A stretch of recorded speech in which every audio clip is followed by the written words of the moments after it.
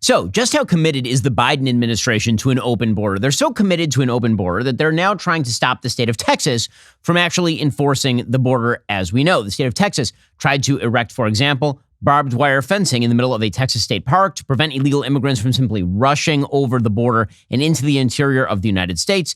The White House then ordered Border Patrol to go in and take down some of that fencing.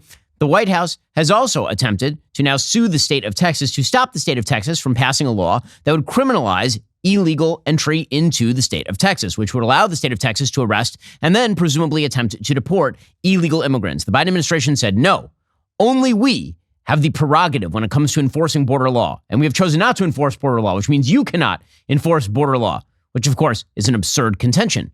And the entire purpose of the federal government is to enforce things like the border.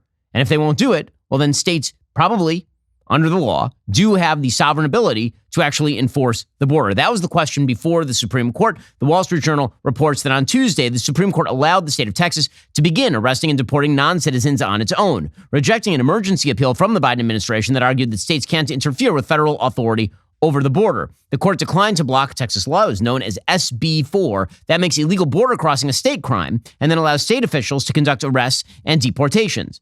The Supreme Court was considering whether, in fact, the Supremacy Clause meant that the federal government had basically occupied that field of law and states could not intervene in any way, shape, or form. The Supreme Court decided, no, it turns out the state of Texas can criminalize illegal entry into the state of Texas by illegal immigrants and then attempt to deport. The Supreme Court order split the justices along ideological lines, but it's not a final decision, so it'll probably be remanded back to the appellate court, and then it will come back to the Supreme Court in another form. According to the Wall Street Journal, a state enforcing its own immigration law in conflict with federal policy could have an immediate and wide-ranging impact on the border. Migrants who claim asylum from persecution have long been eligible to remain in the United States, at least temporarily, because federal law implementing international treaties bars summary deportation before those cases are decided. So in other words, the federal government decides to grant somebody temporary asylum status while their case awaits, while it is pending. The state of Texas can say, well, I don't know about that. This seems pretty sketch. We're just going to arrest you and deport you anyway.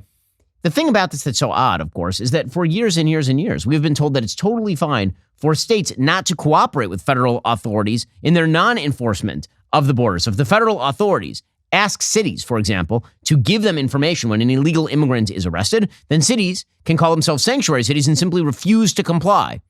So, in other words, the left-wing perspective on this is that if you are the city of New York and you wish to call yourself a sanctuary city, the federal government has not actually occupied the space and you can do what you want. But if you're the state of Texas and you wish to actually enforce the border, you can't do the reverse. The country of Mexico immediately came out and said, we won't even accept any sort of deportees from Texas. So if you try to ship them back into Mexico, we are not going to accept them. We'll only accept them from the federal government, which again goes to show you how hand in glove the Biden administration is working with the Mexican government. Remember, Donald Trump had in place, he had negotiated a Remain in Mexico policy with the Mexican government. That Remain in Mexico policy meant that if you tried to cross the American border and you were captured or you applied for asylum, you had to wait in Mexico to hear whether a court would allow you into the country or not. You could not be released simply into the United States, and then you never show up for your court date again. And Trump had negotiated that with Mexico. Day one, Joe Biden walked that one back. So the Mexican government, of course, prefers to work with Joe Biden rather than, say, the state of Texas. The government of Mexico put out a statement condemning the entry into force of anti-immigration law, SB 4 in Texas. They say, quote, on behalf of the government of Mexico, the Ministry of Foreign Affairs condemns the entry into force of Texas law SB 4, which seeks to stop the flow of migrants by criminalizing them and encouraging the separation of families, discrimination, and racial profiling that violate the human rights of the migrant community. I didn't realize there was such a thing as the migrant community. I mean, spoiler alert, there isn't. It turns out that migrants come from 100 plus countries all around the globe. They don't constitute their own community. The state of Texas, which is heavily Hispanic, is not simply going after Hispanic people. They're going after anyone who is there illegally. Meanwhile, Mexico says that they reiterate their legitimate right to protect the rights of their nationals in the United States and to determine its own policies regarding entry into its territory. So in other words, Mexico is saying if a Chinese national crosses all the way through Mexican territory and then goes into the United States and the state of Texas arrests that person and tries to deport them back to Mexico, where they were just a moment ago, Mexico will say, no, we get to protect our border from the American invasion from the north. Pretty amazing stuff. And again, it is the Biden administration that has announced multiple times that it will not take executive action in order to do anything about the border. That issue is going to continue to be an albatross around the neck of the Biden campaign. We'll get to more on this in just a second. First, financial experts said we were in the clear. While experts anticipated rate cuts, inflation in the United States remains a significant economic concern. Think about it. The United States is in the hole by $34 trillion.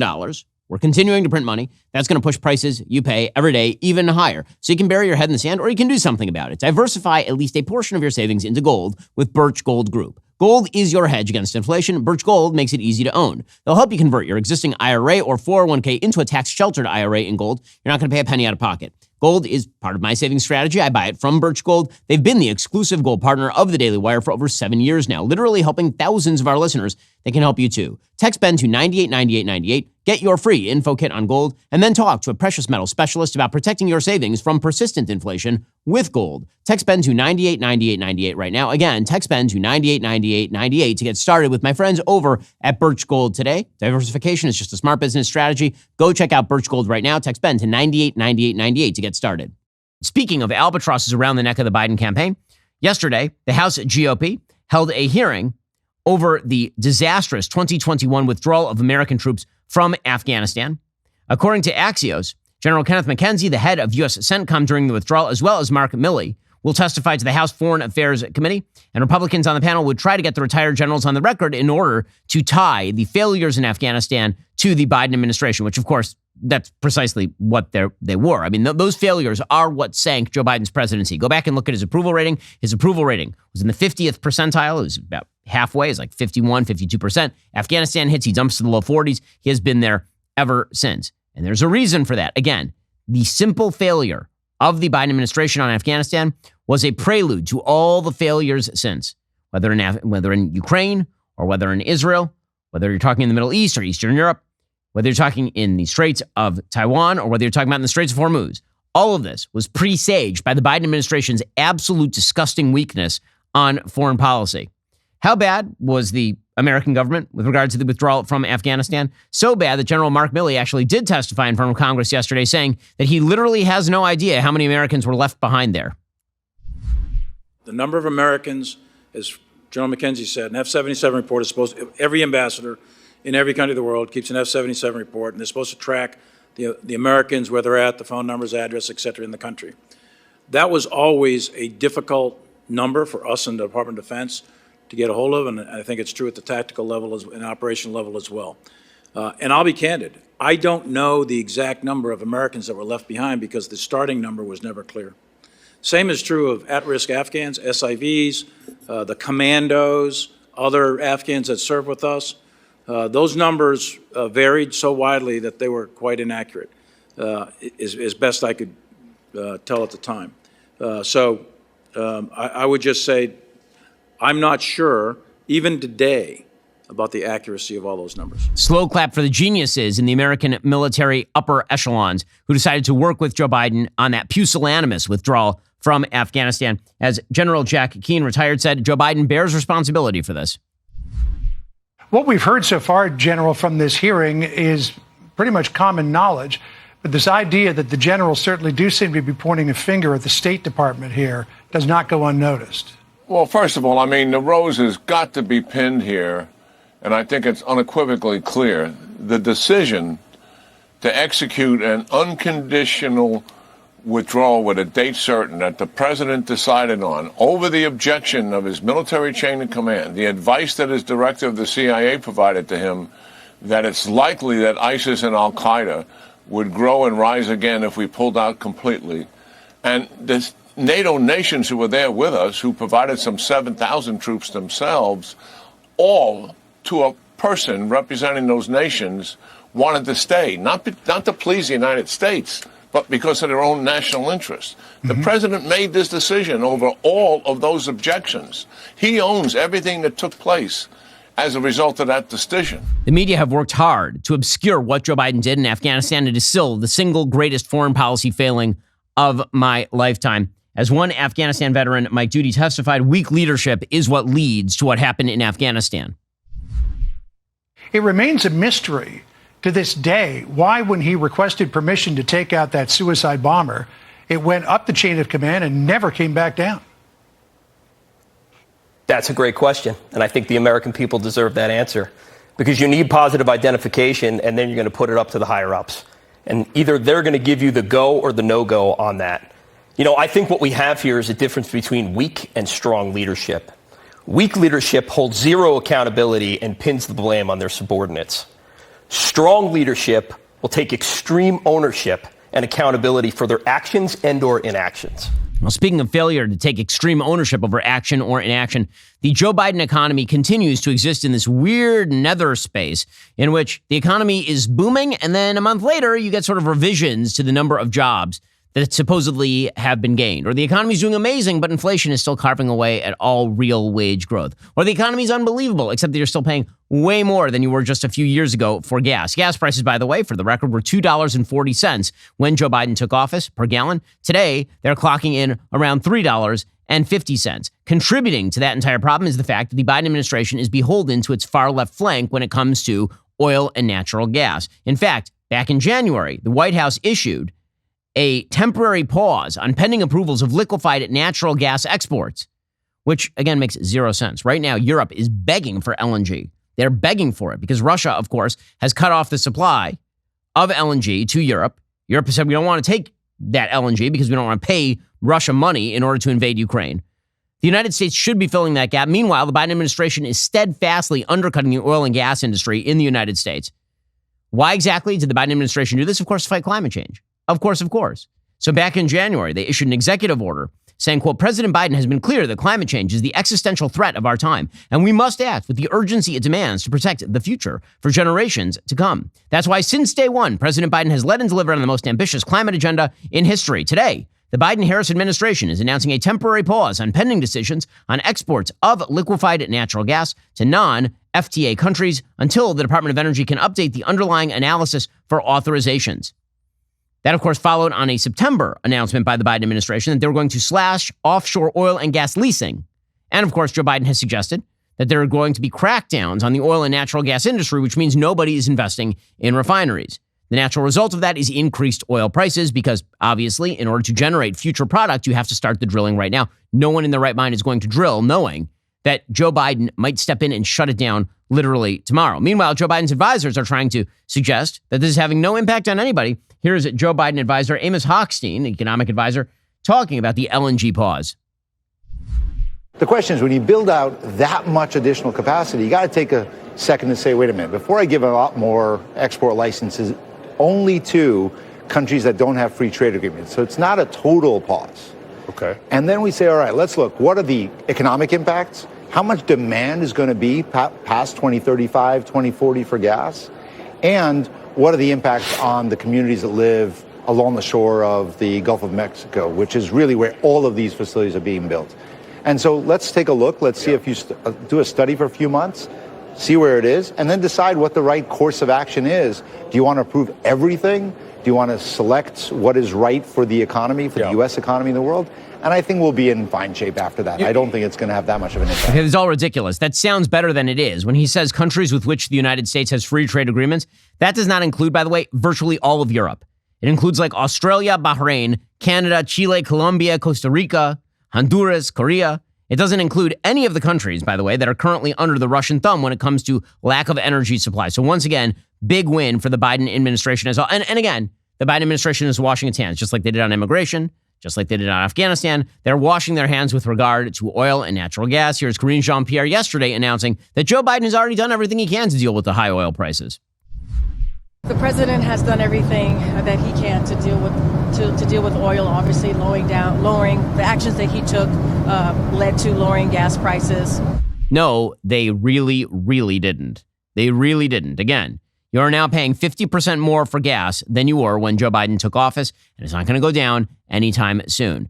We'll get to more on this in just 1 second. First, April 7th marks 6 months since Hamas brutally attacked Israel, launching a vicious war for Israel's survival. We're living in times we never thought we would see. As Israel fights for their existence, many people around the world have turned their backs on the Israeli people right when they need them most. The International Fellowship of Christians and Jews is on the ground right now, delivering critically needed emergency supplies to those who are suffering. There's an immediate need for essentials like food, medicine, and emergency supplies for hundreds of thousands of Jews in Israel. Many cannot return to their homes because of the rocket fire in the north from Hezbollah. Israel is in desperate need. That's why I'm partnering with the fellowship today. Every donation is urgently needed. It's a matter of life and death for a lot of men, women, and children who are displaced because their homes were destroyed in the south, and many who are displaced in the north right now. Many families are still torn apart, have loved ones being held hostage. Many have loved ones who are still fighting in the military. The fight is not over. The Israeli people are still suffering. Your gift to the International Fellowship of Christians and Jews will show them they are not forgotten. To give to the International Fellowship of Christians and Jews, visit benforthefellowship.org. That's benforthefellowship.org. God bless and thank you.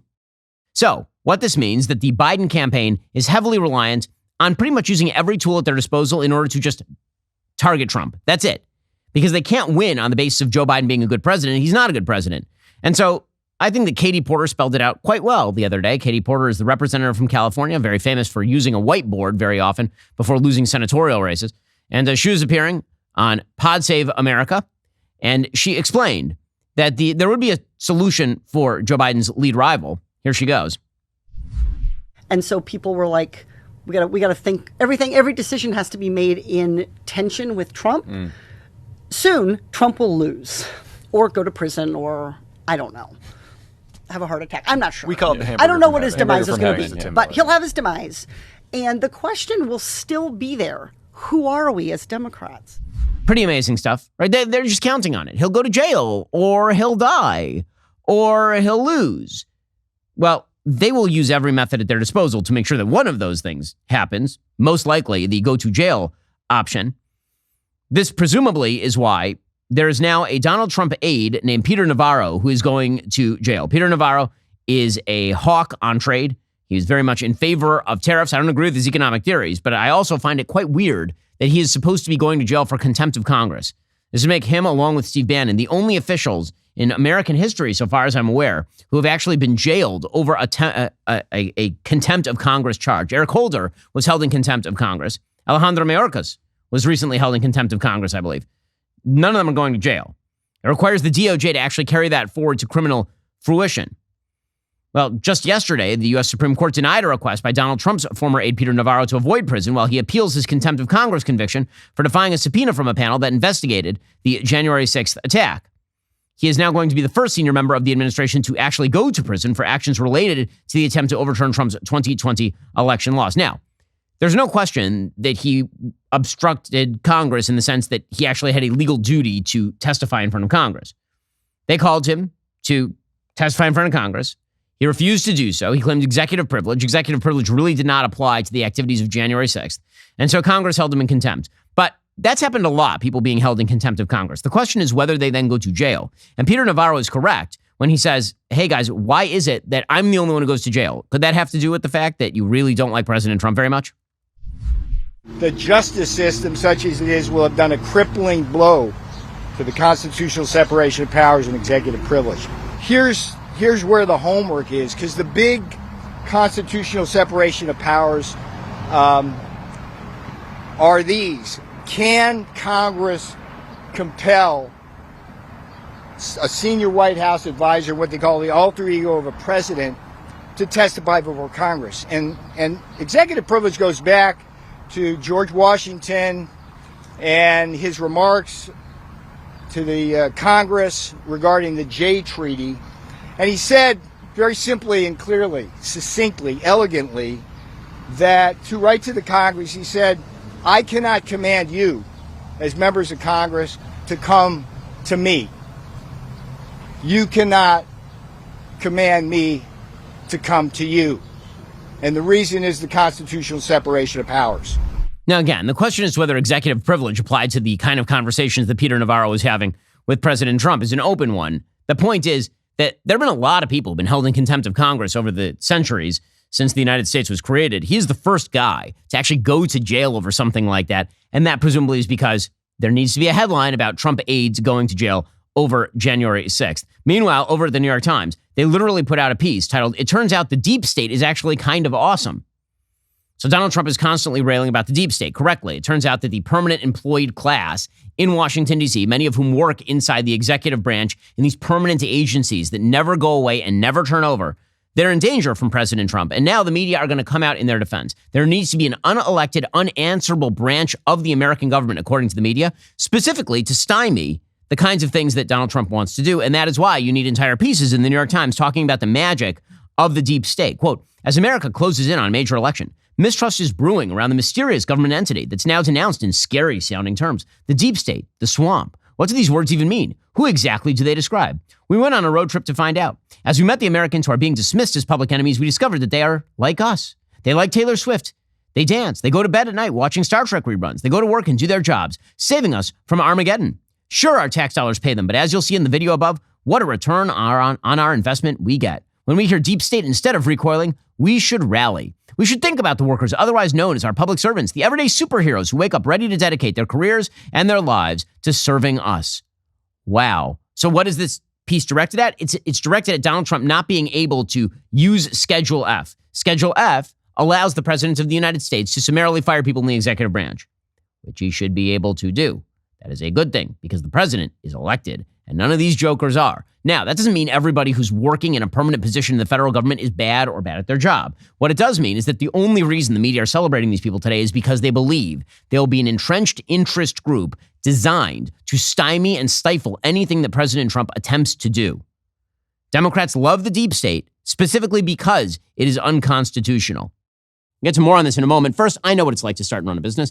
Let me tell you, saving time is key. That's why I'm excited to introduce you to Ramp. If you're a finance professional looking for a better way to maximize productivity and cut wasteful spending, Ramp could be for you. Ramp is a corporate card and spend management software designed to help you save time and put money back in your own pocket. With Ramp, you can issue cards to every employee with limits and restrictions. You can stop wasting time at the end of every month by automating your expense reporting. Ramp's accounting software automatically collects receipts and categorizes your expenses in real time, so you actually don't have to do it. You'll never have to chase down a receipt again. Your employees will no longer spend hours submitting expense reports. The time you'll save every month on employee expenses will allow you to close your books 8 times faster. Ramp is really easy to use. You can get started in less than 15 minutes, whether you have 5 employees or 5,000. Get $250 when you join Ramp. Just go to ramp.com/Shapiro. It's spelled RAMP.com/Shapiro. Again, that is ramp.com/Shapiro. Cards issued by Sutton Bank and Celtic Bank, members of FDIC. Terms and conditions do apply. Go check them out right now. Ramp.com/Shapiro.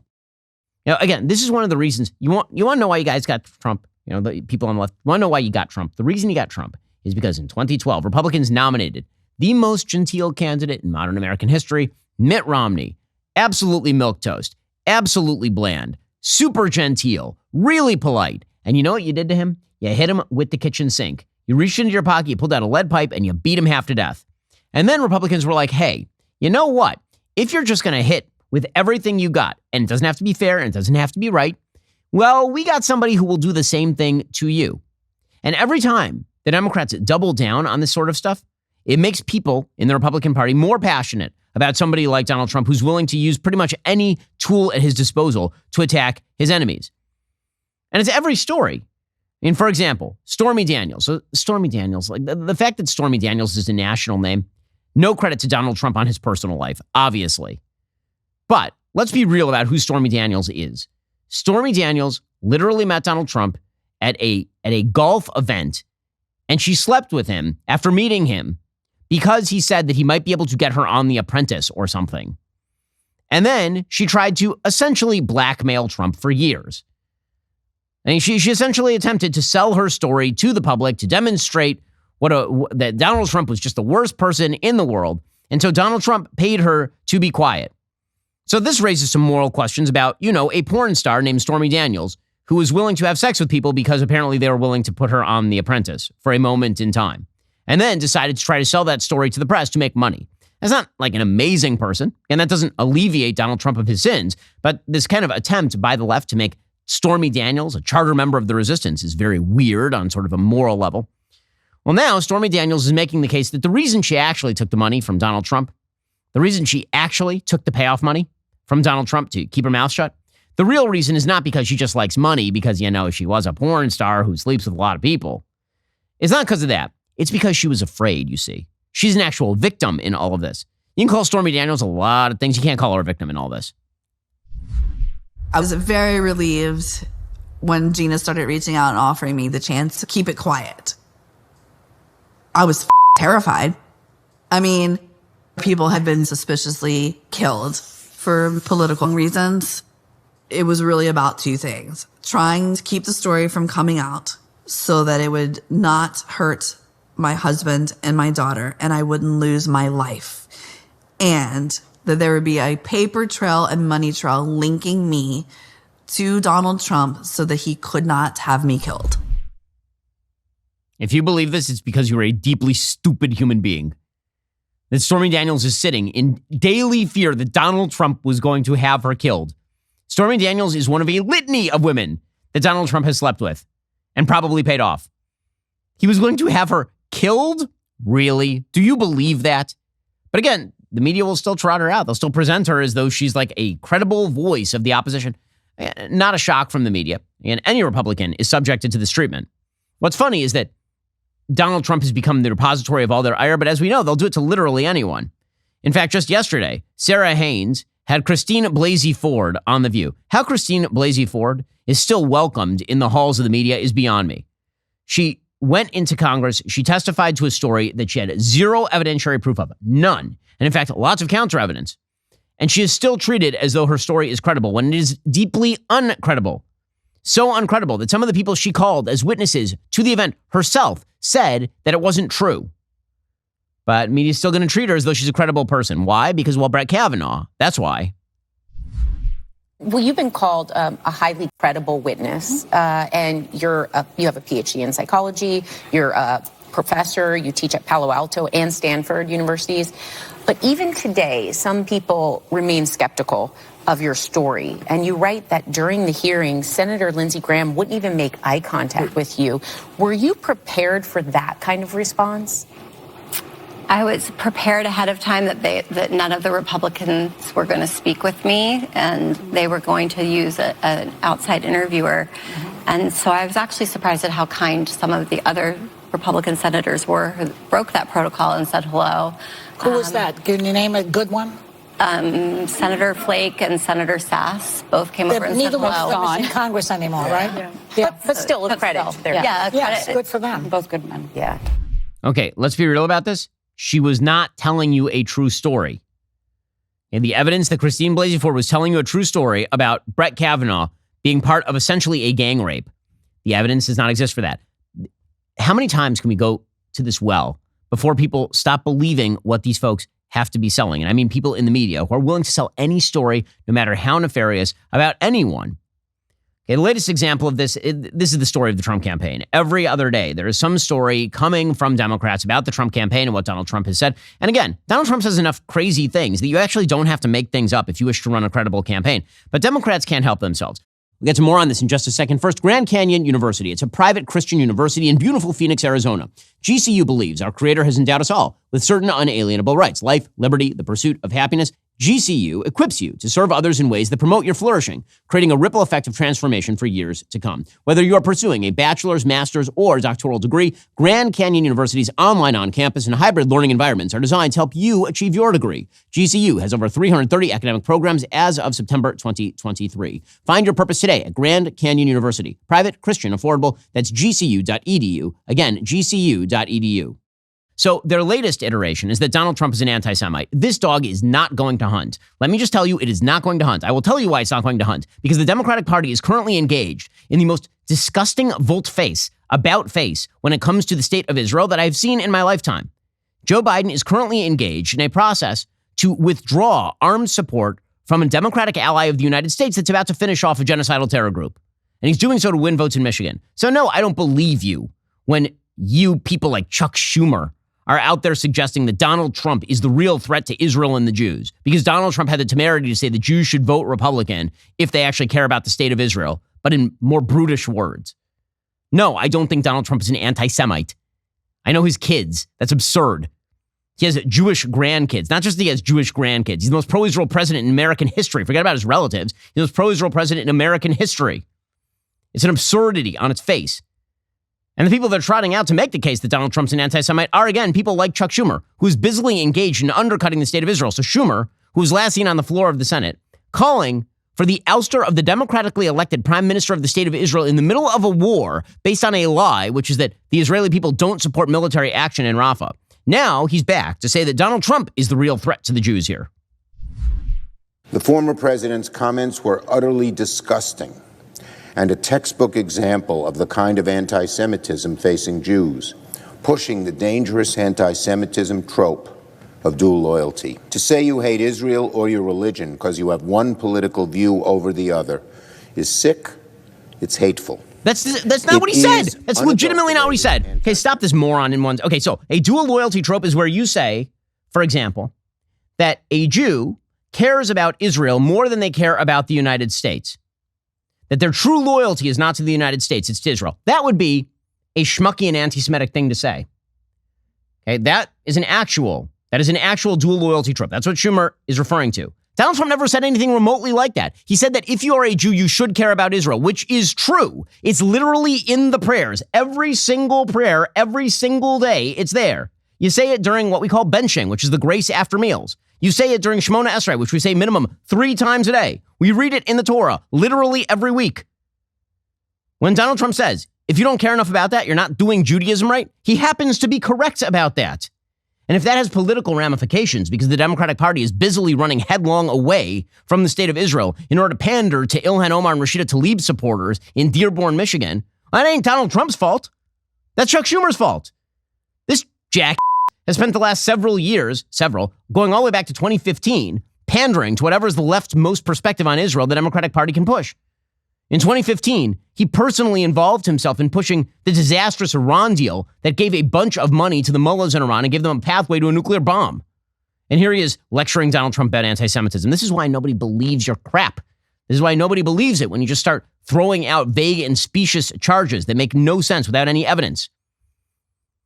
And the people that the media trot out on these matters are truly wild. Truly wild. So, for example, there is a rabbi, and I say rabbi advisedly because I'm not sure about his rabbinic degree. His name is Rabbi J. Michelson. Okay, Rabbi J. Michelson was appearing on CNN with Abby Phillip to explain that actually he's very, very offended by what Donald Trump had to say about Jews and Israel. Here he was. He also, believes, based on the Abraham Accords and things that he did when he was president, that Jews owe it to him to support him. Yeah, like a true mafia boss or something. Like we have to have loyalty because he moved the embassy to Jerusalem. Meanwhile, he helped coddle the hard right extremists who have made peace impossible in Israel. Trump also, let's remember, blamed Israel for the October 7th attacks. He didn't come out with the statement saying how appalling and horrific the massacres and rapes were that Hamas committed on that day. He said, Israel made a mistake, and he insulted the Israeli general, and he said this would never happen under my watch. It's always about him. And to see this kind of intense narcissism come at the expense of friends of mine who have children serving in the Israeli military, who had and friends who died on October 7th, it's just, I cannot think of a more despicable and disgusting act, and I can't believe it. I can think of many more despicable and disgusting acts. For example, I could think of a president of the United States attempting to withdraw arms support from the state of Israel in the middle of a war to preserve their existence against a genocidal terror group. I could think of a president of the United States bending over backwards not to condemn open terror supporters like Ilhan Omar and Rashida Tlaib and Alexandria Ocasio-Cortez and the rest of the squad. I could think of a lot of more disgusting examples, actually. And you know who I don't take seriously? This guy. You know why I don't take this guy seriously? He wrote a piece in 2009. Okay, in 2009, not 2024, 15 years ago. And it was titled, quote, How I'm Losing My Love for Israel. And what was that piece about? How I'm losing my love for Israel? The entire piece was about poor him. He was losing his love for it because it made him feel so uncomfortable in his progressive circles because he had to defend the state of Israel defending itself. Oh, poor him. This guy, this is the true lover of Israel. He also, by the way, is largely a spokesperson on behalf of LGBTQ plus minus divided by sign causes, which last I checked, not huge in the traditional Jewish community because of this thing called the Bible and all of halacha. Not to get too abstruse on people. In any case, this guy suggests in that 2009 piece that he's really upset that his progressive bona fides have been called into question because of the fact that he is not, that he's too supportive of Israel back in 2009. Quote, I think my love of Israel is fading because I feel personally implicated by its injustices, even though I've chosen to live in America and have relinquished my right to have any say over Israeli policies. On a recent trip to Berlin, I remarked to a friend I felt more relaxed there than in Jerusalem. Pardon me if I don't take your opinions on Judaism very seriously, Rabbi. Pardon me.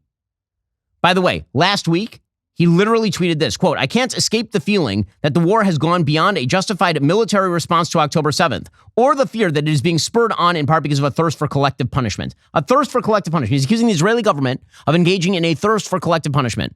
Pardon me if I don't take you seriously on your contentions that you are just so offended on behalf of the Jewish population. Rabbi J. Meg, again, I can't even believe this stuff. It's just ridiculous.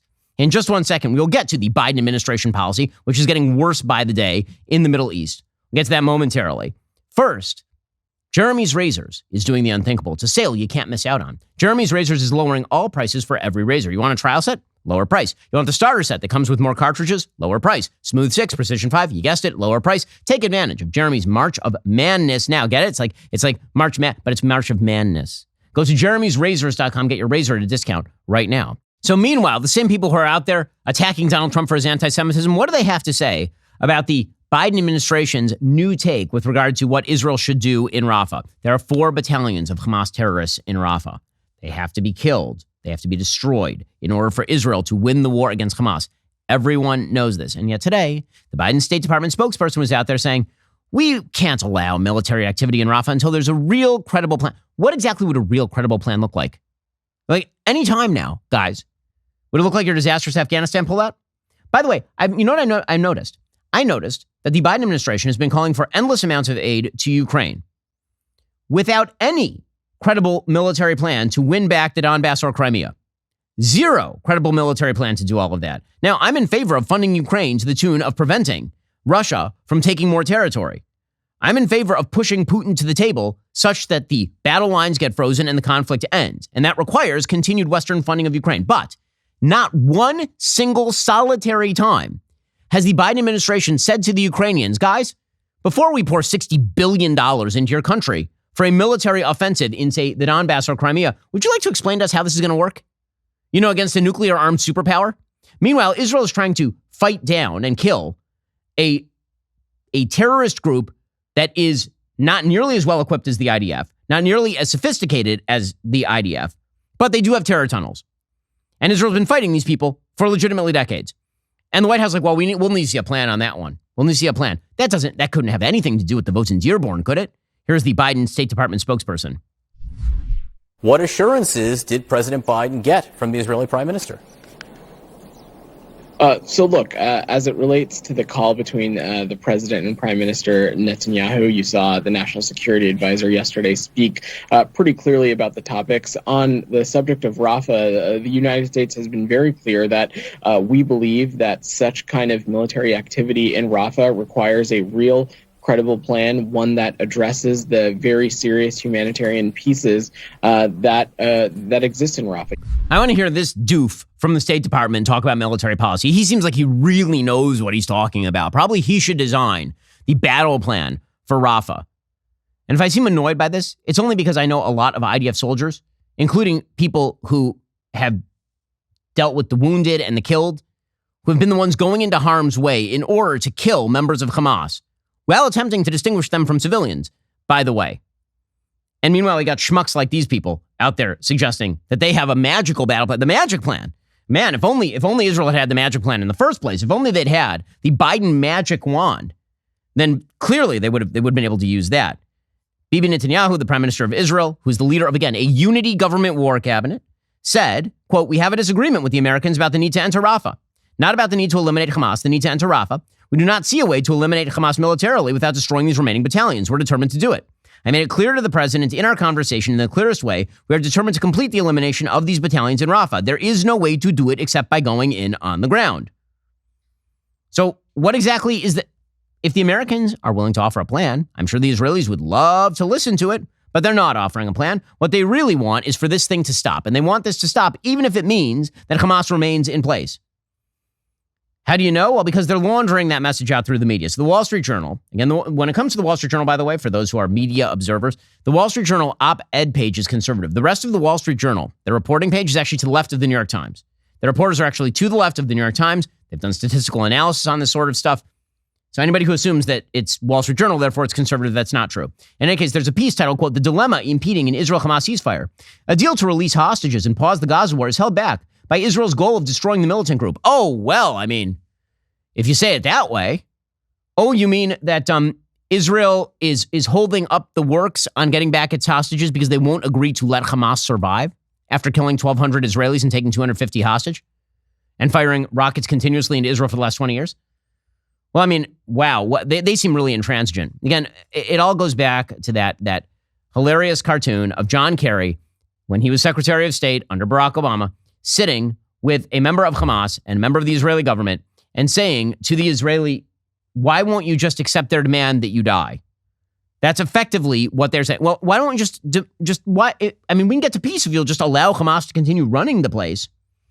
Quote, "Israel and Hamas are locked in Gaza truce talks with goals that seem impossible to reconcile. Israeli negotiators are seeking not only the release of dozens of hostages, but also the freedom to resume a military campaign to crush Hamas once and for all after any ceasefire ends. In contrast, Hamas is essentially negotiating for its survival, pushing for a lasting truce and ways to remain influential in post-war Gaza, if no longer its ruler." Well, I mean, if that's the case, ain't no deal gonna get done. Because it turns out that after you launch a war and then you start losing, you don't get to make a deal. That's not the way any of this works. The fact the United States is trying to hold this up, again, there's only one reason for that. It's because Joe Biden is a coward. He is a political coward. He's afraid of his left flank. He's afraid of voters in Dearborn. He thinks he's going to lose the election based on losing his radical base. Ironically, he's going to lose the election because he's losing his moderate base. That's the part that's really hilarious. Okay, meanwhile, President Trump, he endorsed a candidate in Ohio. There's an Ohio Senate primary. The Ohio Senate primary was between a character named Bernie Moreno and another character who's in the state Senate, whose name was LaRose. And Bernie Moreno, who was the endorsed candidate by Donald Trump, he won the primary, according to the Wall Street Journal. Trump's grip on the GOP continued to tighten on Tuesday in Ohio when his chosen candidate, Bernie Moreno, prevailed over State Senator Matt Dolan, a critic of the former president. Trump basically endorsed because Moreno declared fealty to Trump. This is the way, unfortunately, that Donald Trump endorses Senate candidates. It worked out amazing in 2022, by the way. It worked out just spectacularly. In between Dr. Oz, Herschel Walker, Blake Masters, just Don Baldick in New Hampshire, worked out great for Republicans. Probably it'll work out great in Ohio as well, except that I'm looking at the polls right now, and the polls suggest, sadly, that Sherrod Brown, who's a very vulnerable senator in a red state, is currently leading Bernie Moreno by an average of about 5 points right now. Now, again, Bernie Moreno may pull it out. Maybe he turns around his campaign. But it seems to me that candidates should not actually be selected on the basis of personal loyalty to a presidential candidate. How do you know, by the way, the Democrats think that Moreno is the better candidate for them? Because they literally dump money into him. This Democratic plan, by the way, has been working wonders for them for years at this point. They find a Republican candidate in a primary. They elevate him with millions of dollars. He wins, and then he loses the general. Moreno has received help from Democrats' Duty and Country PAC. They began spending $2.5 million on TV ads, calling the car dealer too conservative for Ohio, which, of course, was a way of endorsing him in a backdoor fashion. So Governor Mike DeWine, who won running away in his gubernatorial race in Ohio, and I think he's too moderate, but he did win running away, as opposed to, say, J.D. Vance in Ohio, who won a fairly close race in his Senate race in Ohio. DeWine said, quote, that Democrats know Moreno is the weakest candidate to beat Sherrod Brown this fall. Senator Rob Portman, also who won easily a reelect in his Ohio bid last time he was in the Senate, also endorsed Dolan, who was the actual other candidate. And so here we go. It'll be Moreno. Moreno's candidacy has also been plagued by this bizarre rumor that back in 2009 or something, he joined anonymously some sort of men-seeking men sex site. And then he claimed that it was an intern. The intern came out and took credit for it, so presumably it was the intern. We don't have any evidence to the contrary, but you would assume that gets brought up. Moreno has shifted his positions politically a lot of times. That is no longer a barrier to entry for Republican primary voters. So that's a critique of Donald Trump's candidate picking ability in the Senate. We'll see how Bernie Moreno does. Again, I want him to win. He's the Republican in that race against Sherrod Brown, who's truly a terrible senator. We'll see how he performs. Meanwhile, Donald Trump is clarifying something. The media have been saying that Donald Trump is trying to end NATO. It's not true. It's not true. Again, there's a gap between some of the things that Donald Trump says on the campaign trail and then how he actually implements policy. I like Donald Trump on policy. That is how he won me over for 2020. I didn't vote in the 2016 elections. I didn't like either candidate. In 2020, I voted for Donald Trump. In 2024, I'm giving money to Donald Trump. Why? Well, because here is Donald Trump explaining, for example, that when it comes to NATO, he's not trying to undercut NATO. He's trying to get everybody to pay in. If they start to pay their bills properly and the club is fair, are places like Poland defended? Will America be there? Yeah, but the United States should pay its fair share, not everybody else's fair share. No, fair enough. I believe the United States was paying 90% of NATO, the cost of NATO. It could be 100%. It was the most unfair thing. And don't forget, it's more important to them than it is to us. We have an ocean in between some problems, okay? We have a nice, big, beautiful ocean. And it's more important for them. They were taking advantage, and they did. They took advantage of us on trade, and they took advantage on... So if they play fair, if they start to play fair, America's there. Yes, 100%. Okay, again, that is not what the isolationists in the Republican Party are saying. They're saying that Trump wants to end NATO. He's explicitly saying the opposite. That is clearly not true. Also, again, maybe it's a minor thing, or maybe I'm a single issue voter. Anybody who pledges to deport Prince Harry, I'm in favor of. Here's President Trump saying maybe he'll do that. If he's lied on his visa form, doesn't the truth need to come out? We'll have I mean, should he get special privileges that nobody else does? No, and we'll have to see if they know something about the drugs, and if he lied, they'll have to take appropriate action. Appropriate action? Yeah. Which might mean not staying in I America. don't know. You'll have to tell me. You just have to tell me. Okay, I'm for that. And if he pledges to strip Meghan Markle of her citizenship, man, make him emperor. Just joking, guys. All right, coming up, we'll be joined by the boys from Crane and Company. They're here to talk a little bit of sports. If you're not a member, become a member. Use code Shapiro. Check out for 2 months free on all annual plans. Click that link in the description and join us.